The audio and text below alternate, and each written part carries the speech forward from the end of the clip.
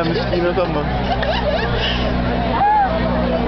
كم مختمس هذه مدرسة دولار بخالة اوجد خلطلة خاقازه هنگفته زی یه غاز بزن بنت لا مسكنتا ملیسا خش لیوتیوب I swear متن یوتیوب ملیسا میبلد این بازی این اژدها این تک سلولی ملیسا باید میکرد در تصویر یک نوع جانور تک سلول را مشاهده میکنه. او در یکی از جنگل های ایتالیا به دنیا آمد.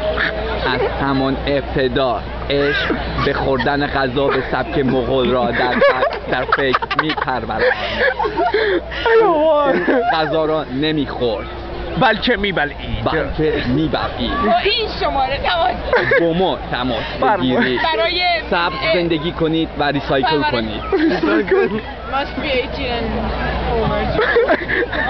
www.goshnegan.com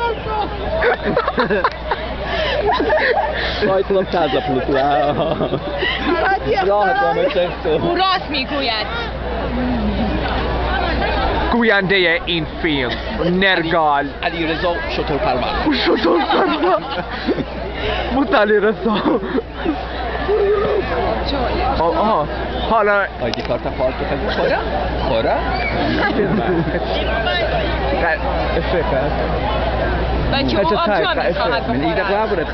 این جانور تکسلولی آبجو را میخواهد نوش جان فرماید. آخه آبجو ای که بستی میله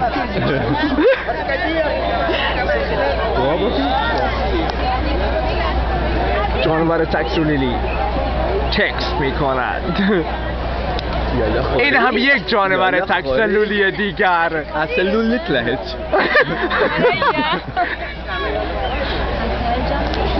اوکی بس سخینه. خب خوری ای که خشته خب پرقلا خب نتیجه گیری او دخ پرقلا شدی خز عمود مدل اگر شکل خز یم و تکشاده شکل میگشت عمود خالصه میشه خالصه بگیرم بود مت خب چالی تا آینه دیگر آل یوتیوب خیشله میگه مطالعه او یک مسافری است.